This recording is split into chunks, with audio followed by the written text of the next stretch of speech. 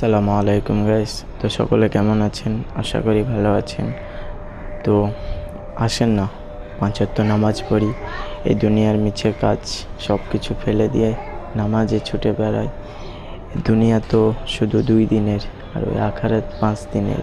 তোমাকে বুঝতে হবে, একদিন ভুল করলে ভুল হয়তো হতেই পারে, কিন্তু আল্লাহ হয়তো আমাদের সুযোগ দিয়েছেন। তারপরও আমরা এত সুযোগ পেয়েছি, তারপরও আমরা ভুলগুলো শুধরাই না, ইচ্ছাকৃতভাবে আরও গুনাহ করে। কেন ভাই?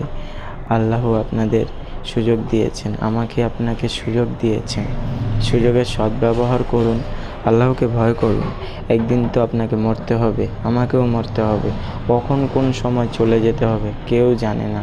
প্লিজ ভাই, আল্লাহকে ভয় করেন, একদিন না একদিন মরতে হবে। তো আসুন, দুনিয়ার যত মিছে কাজ পড়ে আছে